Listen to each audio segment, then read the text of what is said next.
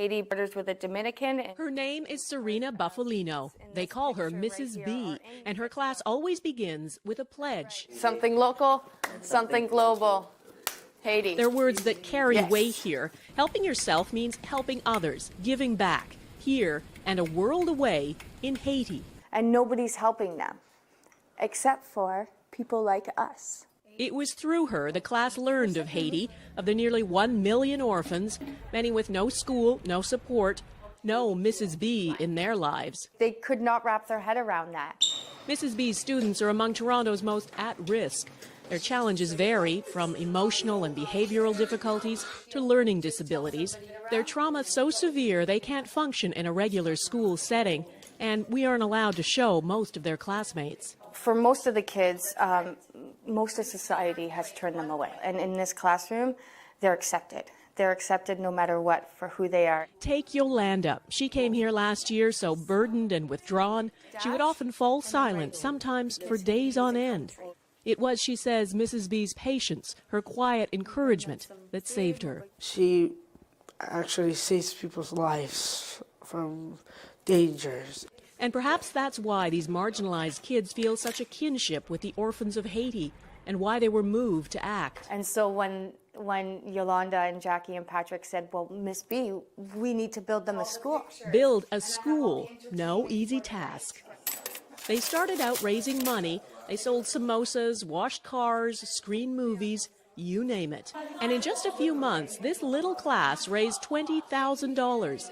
So much, it's not just a one-room schoolhouse they can build, but a full 3-story school. And so Mrs. B set off on a journey she'd dreamed of, up into the dusty mountains above Port-au-Prince to a town called Canaan.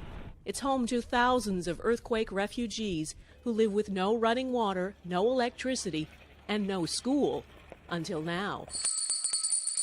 The first step was a temporary school. It's up and running, 53 students already in uniform. The permanent school for 250 is growing from its foundations. It makes me want to cry because she just makes me feel so awed, and I'm very proud of her. All of this because of a handful of students back in Canada and Mrs. B, the teacher who believed in them. These are for you. At another fundraiser, a special tribute to the students, accepted by someone who without Mrs. B might not be here.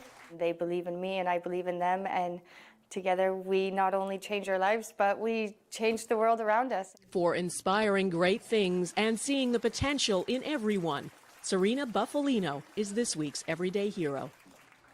This is the reason why I do what I do, is because of Yolanda and all the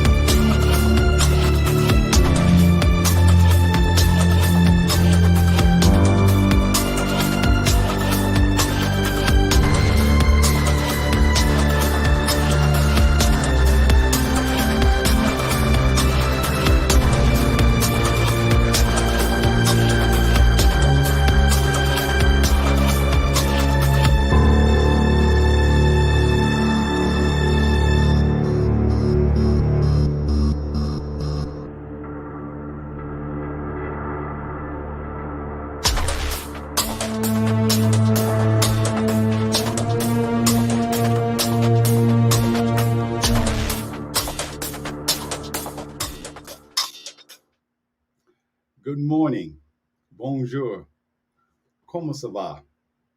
Ni hao, hola, bienvenue, Wan Ying, bienvenidos. I've been watching that show, La Casa de Papel, so bienvenidos, yokoso, and welcome. Welcome to another exciting episode of Gem Hunter Stories. My name is Barry B. Mixon, and I am a gemological storyteller. And each and every week, I get the honor and sublime pleasure of taking you on a journey to places you've never been before, to hear stories you've never heard before. Each and every week, I get the magnificent opportunity to take you on a mental, physical, and spiritual adventure into the art, science, history, and magic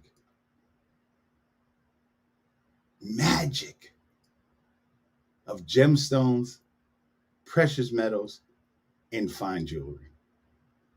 And because I am a storyteller, because I believe in the transformative powers of stories, I know, I have absolute confidence that somewhere along the line, you're going to hear a story that's going to move you. You'll hear a story that will make you see the world in a different way. And if I do my job each and every week, I will create a sound that will resonate with you. And my hope is that that sound, that thing that resonates inside of you becomes that thing that you can use as a template, as a bridge, as an inception point, as a seed to help you begin or at least continue your own personal journey of discovering the value of your own stories. Of not only your own stories, but how your stories resonate with people. What is your value in terms or in comparison to the rest of the world? How do you relate? How does the light interact with you and you interact with the light? Well, ladies and gentlemen, I'm back. I am back in the United States of America, Utah Uni. And I want to tell you all about it. But before we start, let's take a step back.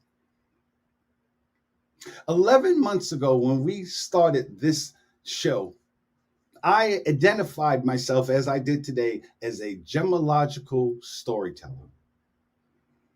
And for the last 11 months, I have been telling you about the power of storytelling. I told you that there was, in every story, every good story, there's 7 elements.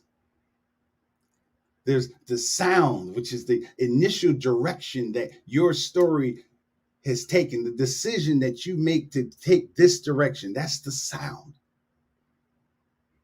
I talked about passion, the reason why you get up in the morning, the thing that makes you want to do the things that you do, the reason why you're a teacher, the reason why you are an artist, the reason why you do the things that you do. That's passion.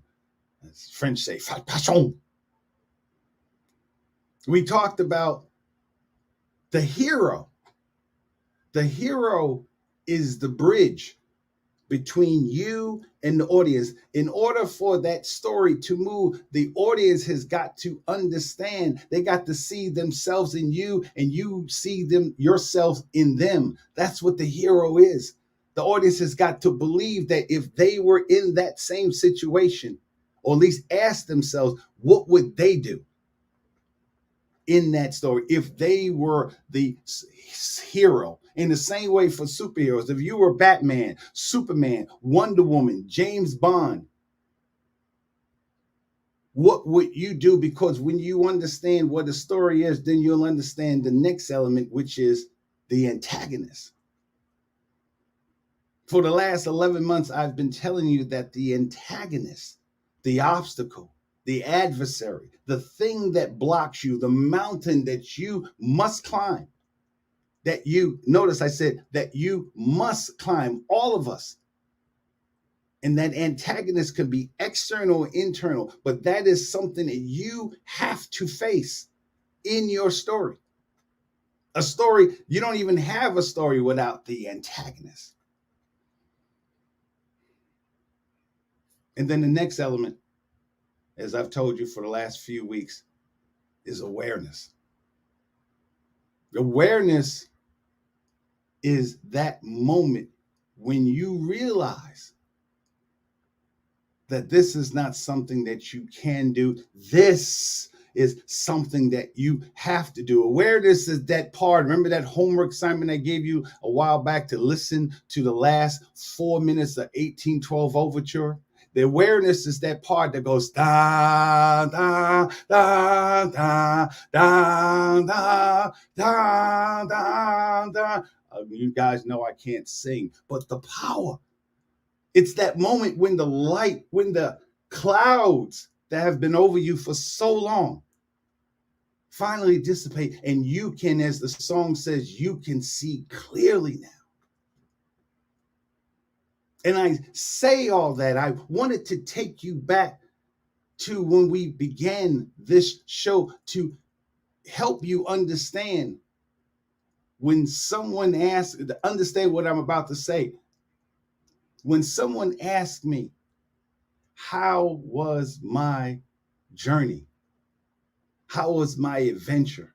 How was my, as French people say, how was my vacances? Although it was a working vacation, my vacances in France, what was it like? And although I can spend, it seems like a lifetime telling you what I experienced, I can say it in one word, that it was magnificent.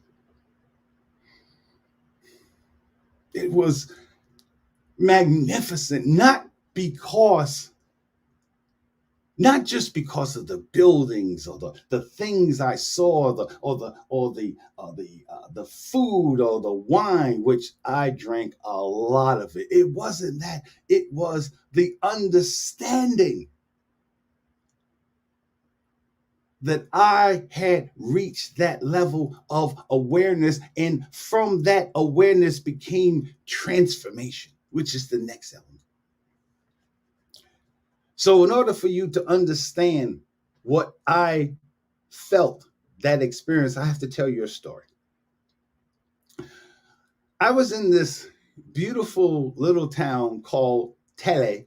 Now, Tele is spelled in English. Tele would be pronounced taller, Taller. This little town, you know, there's New York, there's Paris, and then there's Tele. Catherine, who lives in Tele, understands. She's laughing right now. You know, this huge town of maybe, I don't know, 600 people, you know, including the chickens and the cow. And here I am in this little beautiful town. And I'm walking around, and not that far from where I was staying, the Hotel de Ville, the mairie, which is the city hall of Tele, city hall, right, of Tele. I walked maybe a 5-minute walk, and there was these gentlemen playing this game called, what I used to call bocce ball, okay? Bocce ball is that game where you play with the big silver balls. Let me move out the way. And here's the balls right here, the big silver balls right here, bocce balls. And I meet these two wonderful French gentlemen. The gentleman right here, this is Jean-Marc, right? And the gentleman next to me is Marcos. Marcos and Jean-Marc saw me, and I was really there just to take pictures, to really kind of get a feel of the story that I would come back to tell all of you. And Marcos came to me and just said, I asked for permission, can I take a photo? And he was just like, yeah, well, bien sûr, of course. But he said, but why don't you play with us? And I was like, play with you? I don't know the game. He says, that's okay. Why don't you play with us? And I was honored. I was like, wow, this is such an, because I've always wanted to play this game. You know, I've seen this game played on different movies and all my travels. In fact, the first time I came to France, my Airbnb was right next to a park, and right outside from my window, I could see them playing this game all the time. And I wanted to play, but of course I didn't have the nerve to go and ask them to play, not to mention I didn't know how to play, but here was my opportunity. Here was my chance. So Marcos went to get, he had a set of balls and Jean-Marc had a set of balls, so they needed a set of balls for me. So Marcos went back to this shack, okay, this building, and he got his own personal set of bocce balls. In French, they call it patanka.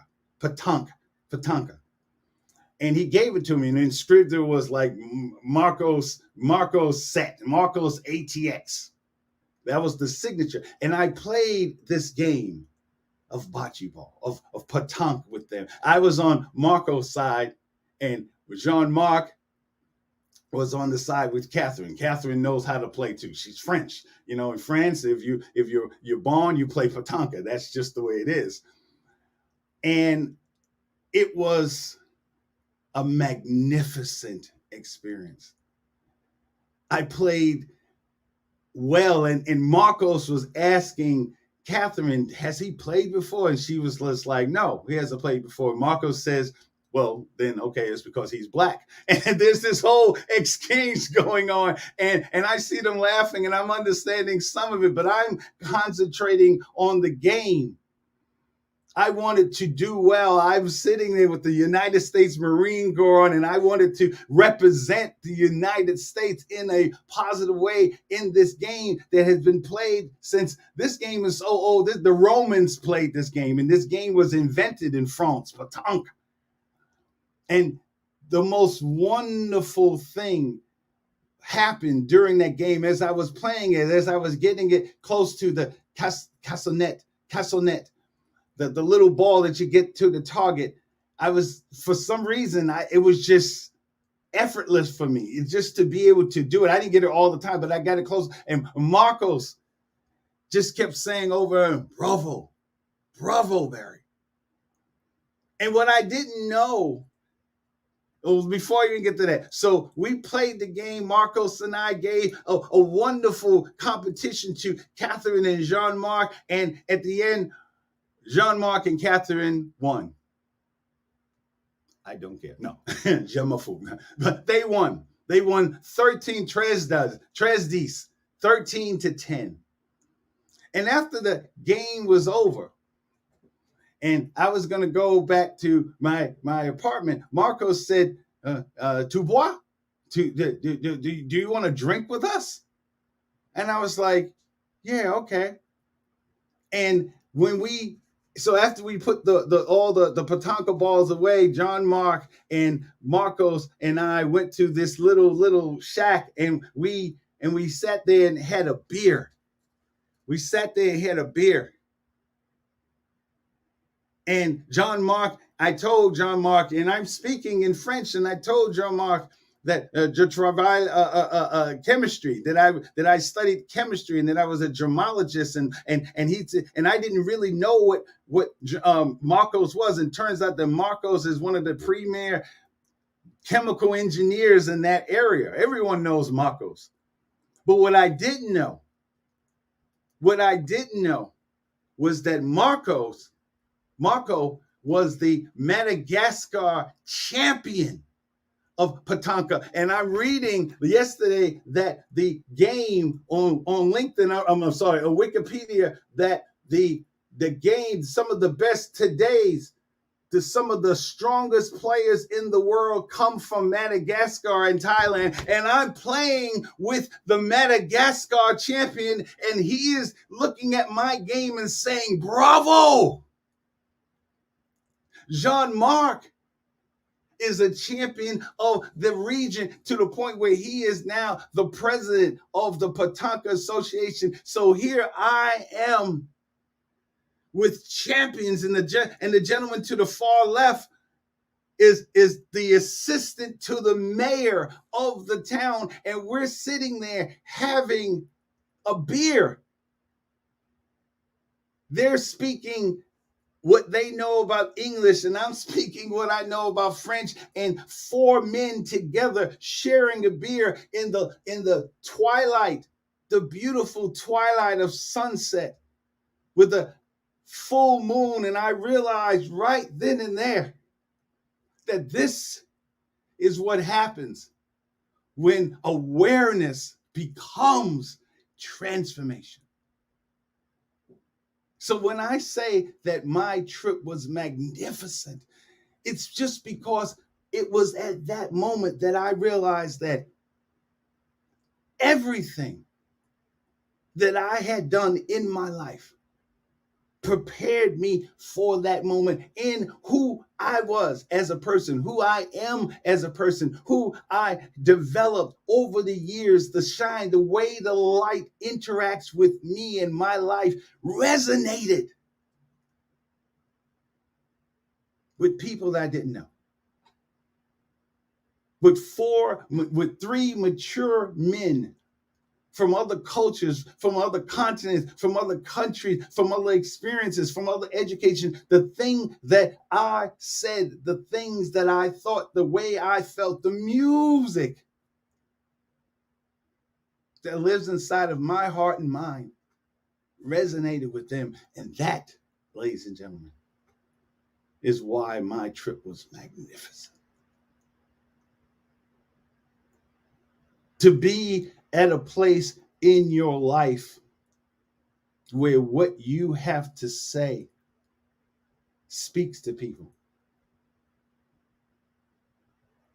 Sure, there's people. France is not this wonder, it's not this mystical, magical place where everything is wonderful. France has all kinds of problems. But when I say my trip was magnificent, when I say that me discovering France was an extraordinary experience, it's not because it's just the things that I saw, the things that I ate, or the things that I drank. It's because of the things that I experienced inside of myself. That's what the Gem Hunter is about, finding that gem within inside of yourself. Inside of who? What makes you special? Nothing's changed. I still have the big waterhead that I've always had. Some people like me, some people think I'm whatever. But at that moment, I created a sound that no one has ever heard. And that moment that I was able to play an ancient game with champions. A chill when I learned, when Catherine told me who these guys were, and I knew that I was playing side by side with the Madagascar champion, the champion of Madagascar, that I was holding I had to watch the way I said that I was holding the Patanka balls, okay, that he had designed for himself. He gave them to me to play, and I played a game to the point where unknowingly, and have that champion say, "Bravo, Barry." For him to thank me for playing. And what was so beautiful, the next day, he came to the apartment, knocked on the door, and asked, could I come out to play? That he and Jean-Marc wanted me to join the association of Patanka players in that region. What an honor. What an honor. Awareness is, again, that moment when you realize that this is what you were born to do. And I experienced that each and every day. I want to give a shout out to Olivia. Olivia is hello, Olivia. Bonjour, Olivia. Comment ça va? If Olivia is watching that, Olivia owns a wonderful restaurant, Au Saver, that I had on the show. And I didn't get a chance to really thank Olivia, who I didn't know from a can of paint. Thank you for allowing me to come into your restaurant and to share your wonderful, delicious, incroyable cuisine with me. Olivia has been cooking since she was a little girl. This is years and years of training professionally and just self-taught and traveling. And she made a dish for me in her restaurant and poured vin for me in her restaurant and allowed me to speak to the world with that environment. Magnificent. I want to thank my boys. I want to thank my boys. Yanni, David, and Ryan. Yanni, David, and Ryan. And of course, I met Yanni first. Yanni is, hey, bonjour, Yanni. Yanni is, you guys know that I have a issue with Yanni. I love Yanni. I have a love-hate relationship with Yanni, okay? Yanni is a beautiful, vibrant, strong, 13-year-old boy, okay, who I met, who is Olivia's son. And I told you that Yanni and I first connected because of the story that I told him. I told him who I was. I told him where I came from. And when he heard the word Chicago, he got all excited. And as I was teaching him, I realized that this was someone that I wanted to have on my show. And I told him, and he spoke to his mother, and he was so excited about it. And the day that he was supposed to be on the show, he was hanging out with David and Ryan, and they wanted to play football, soccer. And I knew I had to bring them in. So I invited David and Ryan in. And that was one of the most wonderful moments of the whole trip. And I thanked them. And it was wonderful, not just because they were on my show. It was wonderful. Think about it. I am a stranger. I am a big black man from America. Je parle français un peu. Okay? And yet, they heard my story. Their mother, Olivia, trusted me enough to be in her restaurant, to be in her establishment, to take her children and to teach them. To take the music inside of me and share it with them in order to create a sound. That is what made my trip magnificent.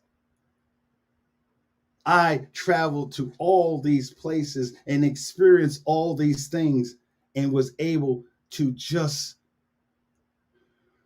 be, to realize that Barry B. Mixon, the story that I have, is enough. That's what I want. That is my dream. That is my overall message to the world. Take your story, take the vision, take the ideas, take the music that's inside of your heart and mind, and let the world hear who you are. What made France so wonderful for me, what made France so magnificent for me, is for once in my life, I didn't have to worry about the color of my skin. Imagine those of you who are watching this show, who live in cities like Chicago, New York, Philadelphia, all these cities, Los Angeles. Imagine living in a place for 2 whole weeks where there's no crime. Just no crime. I literally brought, each time I go, I'm a Marine, and this is the official Marine Corps. This is the official Marine Corps knife. It's called a K-bar. Okay, very wonderful knife that you can use, and I carry with me from time to time, and I bring it with me. Of course, I don't carry it on, but I bring it with me because I'm prepared. And yet, I didn't even need it. The sign there says, love, do what you love every day. And it was so funny. I didn't take that picture, obviously, but when I saw that picture, I realized that at that moment, I was doing exactly what I love to do. I was wearing my Northwestern hoodie where I got the training in order to teach boys like Yanni and David and Ryan and Melissa and Tiago and all the children that I met along the way. That I got a chance and an opportunity in my life to experience magnificence. For those of you who don't remember or don't know, it was my birthday. I celebrated my birthday in Bordeaux, France, the capital, the wine capital of the world. I had my hand like this a whole lot of times in France. I got a chance to go and speak at the Cité de Vin, the city of wine. And there I took my training as a storyteller and I created a sound to get people to understand. I'm not an expert in wine, but I know, because I know the story of what wine is, what wine does, what's the wine, how wine has moved through the history of mankind, what it means that this was the place that I was standing, that the Romans first found and developed. And here I am in the city of wine, Cité de Vin. And in that city, in that magical place, I celebrated my 61st birthday in a place called the Le Gabriel, which is one of the restaurants gastronomique. There's different levels of French restaurants, and there I was, overlooking a beautiful fountain developed by King Louis the 15th, and moved around by, of course, my boy Napoleon. That morning on my birthday, October 8th, 2021, I stood on the Pont de Pierre, the stone bridge, the bridge that was commissioned and built by Napoleon Bonaparte. I was on that bridge. And that is when you begin to understand the power of realizing your value. No, it's not going to be on the New York Times. No, I won't get a special place on ESPN or something like this. But at that moment, for the rest of my life, I know what my sound is, what my value is, how something that I did during those 2 weeks that I was in France is going to resonate. Yanni, David, Ryan, Olivia, Jean-Marc, Marcos will remember that big bald-headed American that once upon a time came to their region. And I met them and they met me, and together we created a story. That's what transformation is. That's what being able to take whatever you do and have people look at it, have people see it in a different way because of something that you have done. Sure, you're still going to have insecurities. Sure, there's still things inside of you and inside of myself that make me question. I never do a speech. I never do a presentation. I don't even come on this show thinking, oh yeah, this is nothing. This is no big deal, please. There's always that little bit of nervousness. There's always that little question of, can I do it? Do I have enough? And what you have to do when you understand the power of stories is take those moments, take those times, and understand that how you got there and how you can use that power to move you forward. And no matter where you are in your journey, hopefully you will always have someone there to witness your adventures. And I do. I am so blessed to have so many people, but one of the main people that I have is Barbara Beckley. So Barbara Beckley called me out the whole time I was there. So we're going to go to a commercial and then we're going to come back, and I'm going to let Barbara Beckley ask me the same things that she asked me the True Trip. Tell me what it's like. Tell me what's going on. And. So I'll see you on the other side of the commercial.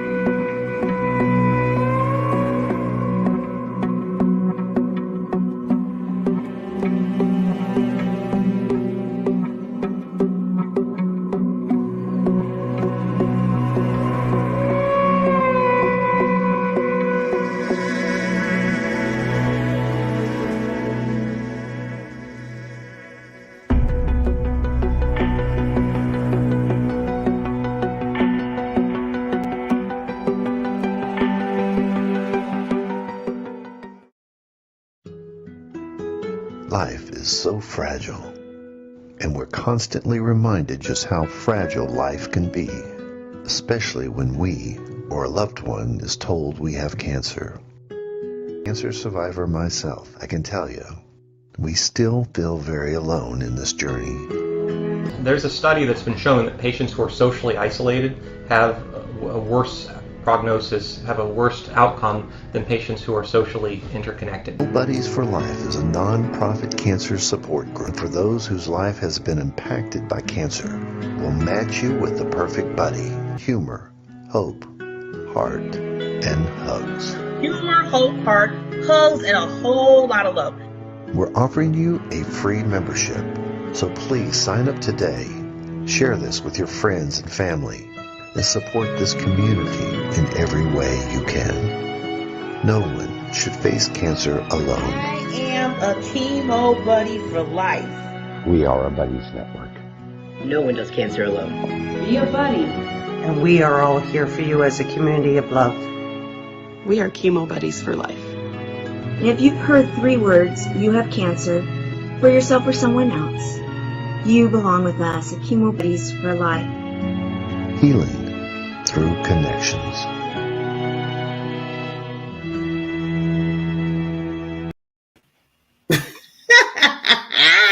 Oh, wait, Barbara. I have to give you bonjour.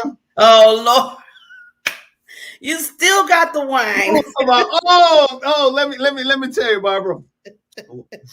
Wine is a whole different experience. As some of you guys know, my mom was an alcoholic, and that whole trip, I'm like, I kind of understand mom now. On a deeper level, it was just they had the Cité du Vin had literally, that region produces 600 million bottles of wine each year in that city. It is the capital of wine. And I don't know, I thought when I was there and they were speaking, they told me to taste it. They said, taste the vin. I was like, okay. I didn't know that they didn't want me to taste all the bottles. I thought they wanted me to taste each one. And I was really trying my best because, I'm a competitive person. I said, okay. And first I was writing down the name of each one. But it started getting so good, and they were coming so fast. I was like, forget the names. Let me just drink. Oh, ma ami, como se va? Como se va? How are you? I'm gonna have to put a restriction now. There's 2 glasses before the show. You know what I'm saying? Barbara, thank you so much for being a part of this journey, this magnificent journey with me. It was so good. You guys know the story of how this really all started with Barbara calling me, a couple of years ago on the tarmac at Charles de Gaulle Airport. Hey, Barry, you want to do a workshop? Yeah, Barbara, that's cool. I'm in France right now. 11 hours earlier. As soon as the plane hit the tarmac, O'Hare, Madame, Monsieur, you may still turn on your cell phones now, your portable, which is cell phone in France. And as soon as I turned the on T-Mobile, next thing I know, ring, ring. Hey, Barry, it's Barbara. Did you make a decision about the workshop? And all this happened to hear. So to have Barbara on this journey again was magnificent. Thank you so much. Well, you got me on a journey. I'm learning so much from you, sir. I mean, I'd be like this. Thank you. It's I pinch myself. I pinch myself each and every day. That's why when people say, "Oh, like, arrogance or whatever," no, it's too much. I cry. I can't tell you how many times I personally cried. Wow. I personally cried because when you touch people, and this is what I do in my show, this is what your whole network about Diamond Factor, even with Chemo Buddies, it's about touching. It's about realizing who you are. In not in comparison, but in relationship with the other gemstones in the box. I mean, to have Marco tell me bravo. There was my best shot, and Catherine's gonna get mad about this. Catherine brought her ball, which was she was on the other side. See, her team was winning, right? She brought her Patanka ball right next to the castanet. And Marco said to me, it was almost like one of those Obi-Wan moments. Marco said, "You know what you have to do." And I'm like, "No, what do I have to do?" He said, "You need to knock her ball out." And I was like, "D'accord," okay. And I took the ball and I did like Babe Ruth. You know how Babe Ruth pointed to where he was going to hit the ball? Yeah.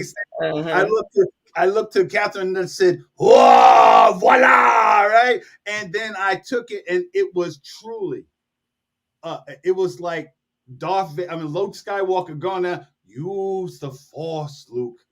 Let go, Barry. And I took the ball, collected myself, took the ball, swung it up in the air. The ball rose high up in the air, hit it 8-packs, came down, hit Catherine's ball right in the spot, and her ball went right off to the side. I was like, voila! Life was complete for me. I felt like I won the World Cup. Of course, she was looking at me like, right. Like, yeah, right. She was upset. Yeah. Barry, why you do that to her? Why you do that to her? She's so listen, sweet. I was playing, but I was playing with the Madagascar champion. See? When you play with Michael Jordan, you gotta do Michael Jordan stuff, right?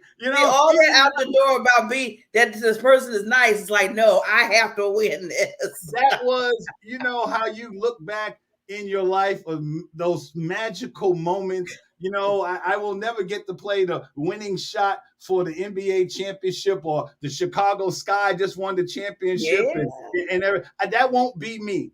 But in my world, that moment to play with the champion, I have a whole picture of him as the champion, the Madagascar champion. To read that Madagascar, the finest players in the world come from Madagascar, and I'm playing with Jordan.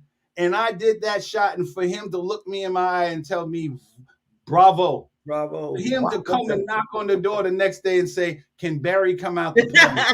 Can Barry come out play? I know she said, "No." He's done. Yes. Like, when is he coming back? It's like, wow. I don't know nothing about. I need to buy the book. Like, how does this game really play? But to just reach that moment, that the level of confidence, the level, just your self-esteem, just your understanding of who you are. It wasn't about, I'm this, I'm that, I'm this. It was just, it was like that moment that I said earlier, that my Zen master told me that I eventually would get to. One day you will understand what it means to live in that moment. And it was just magnificent. Wow. Yeah. Awesome. Well, Mr. Bear, there's been some questions. Okay. I'm not gonna come on and just be like, "Hey," and look at the wine and be jealous. I understand. I love when you put your head to the side like Joe comprend. No. How do you say in France, not France? In France. How do you say in France? It sucks to be you. See, and that's the beauty of. but you know what though? You know what though? And that's the problem sometimes with telling your story. Sometimes you have to understand that people don't necessarily want to hear your story. I was down in my condo. There's a beautiful store in my condo, and I was talking to Mike. And Mike is he's Palestinian. We have a great relationship, and he understands Europe. He also is actually a mechanical engineer. So we always talk about science and stuff. And I was telling him what France was like for me. And the woman came in, and I wasn't saying that the United States was bad. I was just saying the differences. And she just looked at me and she was like, well, why don't you move back there? And I was like, that's exactly what I'm trying to do. Thank you. But she was angry. She was angry, and you have to understand that sometimes people don't want to hear your sound. They don't want to hear your story, and you have to, part of that awareness is being okay with that. Being okay that people are not going to like you, people are not going to hear your sound, whether it be jealousy, whether it be whatever else. But I think what I want to do is help people find that place, that special place within inside themselves. That when people tell you no, and in French, I tell you, in France, no is N-O in English, in the United States, in France, it's N-O-N, no, no. And when they tell you no, you're like, okay, all right, cool. They put a lot of emphasis on it. Yeah. No. But to get to that point where you can share, yeah, it's a beautiful thing. To look at the eyes of children. You saw the video of my show. Those of you who didn't see it's on YouTube. Yanni was sitting right next to me, on me, and he reminded me of Bryson, my 9-year-old, now 9-year-old nephew. And just when you have children, look in your eyes as if, please tell me. That is just such a beautiful place to be in your life. When you not only have something to say, but more importantly, people want to hear what you have to say. And so, I mean, didn't cut you off, Bear, but just going back to Yanni, Mr. Young Casanova, me and you've been talking about Yanni ever since. That boy. But anyway, Yanni, we love you so much. If you're hearing us somewhere in that land of France, but what I wanted to say, what's so nice about Yanni and his friends at that young age, that they are receptive and open to being around, like our elders, like we're older and stuff. And a lot of times kids be like, yeah, they want to go do what they want to do, but for to sit there with that time and really just be fascinated and then also learning and just taking in the gem. Yes. As just taking it in at that young age. I just thought that was just, it was again, and I'm gonna keep saying it again and again. It was just magnificent to stand there in the classroom, or to stand there. I'll just take Yanni, and it's hard to be arrogant or anything at that moment, because it's like there's a part of you that says, what are you doing here? Are you for real? And they're sitting there looking at you with this. And those of you who have children or work with children, when you get children to that moment when you're the man, you're the woman, you're the person, you're the sound that they want to hear. And you know how children's minds go all over the place. And you get that point. In fact, if you watch the show, I was like, okay, guys, it's time to leave. And I'm sitting there like, dang, I got a butt. Like, okay, y'all can go now, because it went from, well, I don't know if I want to do this, to, come on, can we do more? Can we do? I'm just like, okay. And that's why I want to thank Olivia again, because Olivia came on. I didn't get a chance to really thank her before allowing me to be there, because I was sitting there like, hello. They did not want to go. You had to put your what they my teacher voice on, like, time is up, playtime is over. Thank you. But we will remember, and that's what a story does. A story is memorable. A story calls you to action, and a story makes you need to tell a friend. I don't know if Yanni is ever going to become that basketball player that he wants to become one day or come to Chicago. I don't know if David, David's into, he wants to help with climate change. That's one of the things he was important to him, climate change. Ryan was into, he loves eating, he loves food, he loves football. He knew the players and everything else, and kind of got on me a little bit like, how do you not know this? I'm just like, I don't know everybody, Ryan. It's just like, you should know. But the relationship, the transformation of understanding your power and understanding your value, the gemstone that I am, thank you for saying that, the gemstone that I am not only was able to interact with the light that I was taking in, but how that light resonated with the people around me and me helping them see the beautiful light that came from them. Yeah. And see, that's what you always talking about, Barry, about when you know your sound. Mm-hmm. And when you truly know it, that's when other people reflect from it, because now that you hear this, you have your own sound, but now even more so, everybody hears your sound that you have and respects it. And then learns from it. So I think that's even, taken to another level with sound. That's brilliant right there when you get to that point. And it's gemstones can be found in so many places. I had to two other people I want to say hello to is Patrick and Valerie Sadi. And I went to their house and they graciously invited me in their home. And I wasn't feeling well that day. Actually, that's the only time I got scared, because I was moving around, probably drinking a little bit too much of this, but I was just, I woke up that morning not feeling well. I was like, oh God, please don't let me have getting COVID here. Anyway, don't let me have get. So I was worried for a second, but I had to go, and I went to the house, and Valerie made this wonderful meal for me.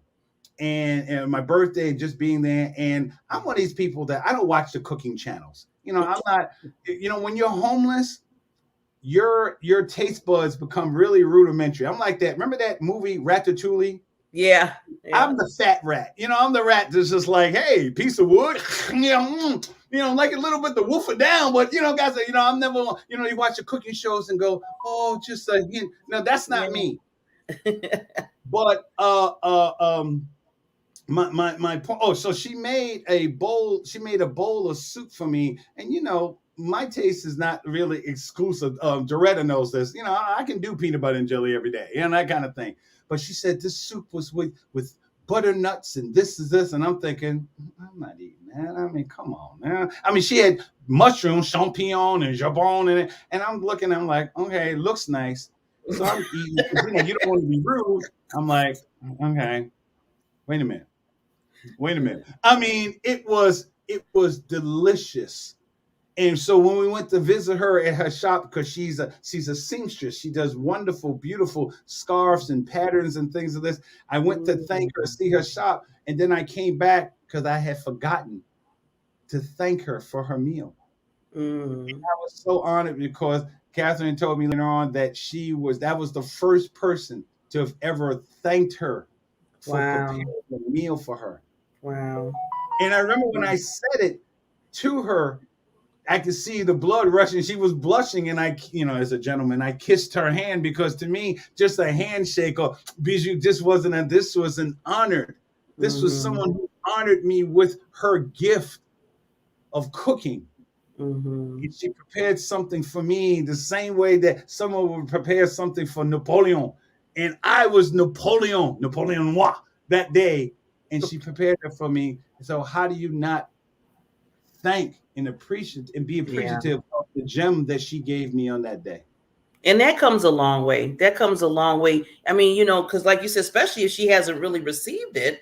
And then now, just you doing that, and that puts something in her heart. And now her sound starts to come out even more, because now her sound is being appreciated. And people see that. Yeah. But time is running. It's already time running out, Barry. Yeah. And I got to say something. Okay, something. go ahead. I'm listening. I got to say something for Catherine, because I see she's on watching. Okay. All right. I see her saying so. She said, thank you for reminding the whole world how I lost to an American who played for the first time. She said, I am French, and I think she said Pétanque is my culture, and you won in front of me. You have all my admiration. It was, and again, it's not about saying I'm an American. This is this. It was an honor. It was an honor to be fortunate enough that the universe, that God, that the force was with me. That at that moment, your shot, that my ball hit your ball and totally destroyed your shot. Okay, I'm sorry. See. Voila! That's what I got your back, lady. I got your back, queen. See, that's the beautiful thing. That's the beautiful thing about voila. Now, America be just like how you like me now, all that. But voila is just classy. It's a classy way of just saying voila. Every time you say that, Bear, I'll be like, I like that. But no, Bear, any last, because I'll take myself down. Any last thoughts for your show today before you sign off? Stay. No, just again, thank all the people who made my life at 61 years old. There's so many people.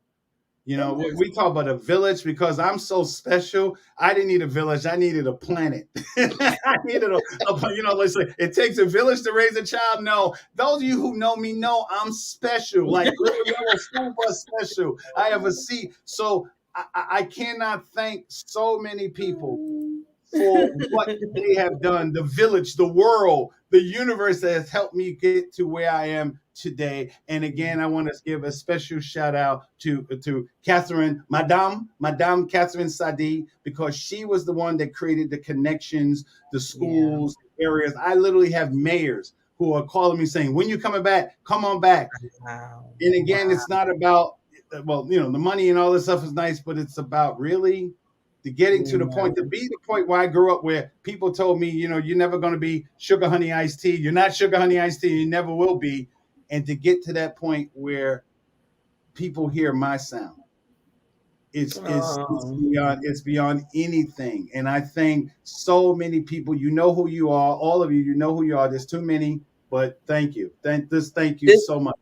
I'm putting the heart up for Catherine. Catherine, if you see this is we love you, Catherine. It's pumping for you. Thank you so much. It's that's what transformation looks like when you realize where you are. Remember my speech I did, Creating Your Symphony, when I said I know what it feels like to take the music inside of me, all of it, years and years of emotions and feelings, and compress it down into something that only lasts for 7 minutes and 30 seconds, and have that sound resonate with people that I don't even know, people whose backgrounds and experiences are totally different than my own. I know what it feels like to have people come up to me after my speech or workshop is over to thank me because I said something that made their lives just a little bit more beautiful. You always do, Barry. You always do. Yeah. I know what it feels like to create a sound, and to actually, I created that speech 10 years ago, and to actually experience it real firsthand. As I tease Catherine out, for real, because she can't say for real. It's like, but for real, to create that in real time, that God gave me enough life to experience that, I'm in heaven. Well, you have to teach Catherine how to say it sucks to be you. And then she can use that. She can flip the script. and I'm sure because it's Francais, it will sound so elegant. And then you will learn how, like shut up. I taught my little ones, because they say shut up. I said, don't say shut up, say tais-toi. So tais-toi is shut up in French. Tais-toi. I like that. I'm gonna start saying that. So when you say your boss, just go tais-toi. Oh, what is that? Oh, that means you're beautiful. Tais-toi. Thank you so much. Tais-toi. And then, of course, later on, when they find out that tais-toi means shut up, then you don't have a job. But for that moment, that's the great thing about French, that for that moment it sounds, like, again, mushroom is champignon. Champion. They make every word sound so nice and just soothing. And then when you find out what it really means, you be like, dang. Here, this is one of my favorite foods. I wanted to show. This is called saucisson. Saucisson. Saucisson is it's a meat that you cut, and it's dried. And for those of you who or vegetarians, sorry. Anyhow, more for me. But this is just a wonderful thing. So saucisson with vin, voila. So, Well, I just want to thank people I mean, your show is just raving. I had to let everybody know this. And, you got to give credit where credit's due. So, Barry, thank you just for being so awesome. Not just in everybody's life, in my life too, because you helped me out. So we got to appreciate the gems around us. Remember that. And I again give Catherine a shout out because she's on it this morning. I'm seeing her. Oh yeah. I think I've changed international relationships. People were talking about the submarine thing with the United States and France. It really was the Patanka incident. The Patanka incident is where the relationship between the United States and change. And in history books, they'll realize, man, is that what he did? Yeah, he knocked her ball out of the arena, and World War III started from that incident. Simple thing, simple story. So again, I'm glad that we all get along. I apologize from the United States of America for doing that to your Patanka ball, the citizens of France, especially Catherine, but it sucks to be you. I'm sorry. Anyhow, thank you so much. Yeah. And just to let people know, those of you who've never been to France, go to France. Go to France. Experience. I mean, Paris is wonderful. Paris is like Chicago. Paris is like New York. It's absolutely beautiful. But if you really want to experience France, you have to go outside of Paris. So imagine, I'll leave you this image. Imagine in this whole region, I was the only African American in that whole region. And I got a chance to tell my story, to create a sound that when people think about African American men, they think about me. And that's the opportunity that all of us have to create a different story, to create a sound in other people's lives, whether it be racism here in the United States or sexism or ageism. You get a chance to create a different story in the minds of the people that you meet. And that's what the power of stories is. You represented well, sir. You represented well. Especially in Patanka. I'm sorry. Okay, you know what? We better. You're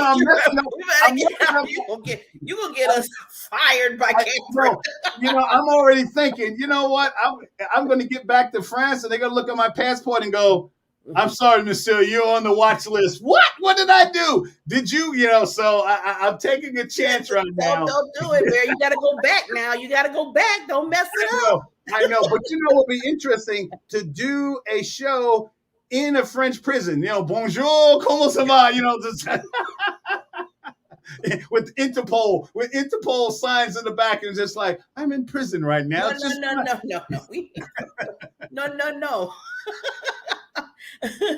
No. We want you outside of the bars, not inside. Exactly. I'll do a show on the guillotine. Like, this is what you used to have to do the guillotine. Voila. Okay, we gotta close out. All right. Well, thank you guys, everybody. Olivia, Yanni, David, Ryan, Julia, Boris, Boris is my Julia, the French and Russian thing. We'll talk about that. Jean-Claude, Mary Lou, Catherine, Patrick, Valerie, so many people. Je t'aime to all. I love you all out there in France. In France, yes. You're my new family. Au revoir, bisous, bisous, bisous, bisous, bisous to all of you.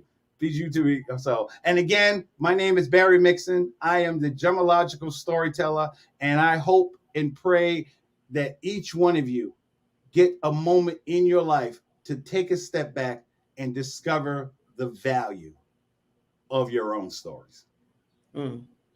I'm hanging on your every word, the love inside, I feel it burn. I've never felt this way before. I've had a taste, now I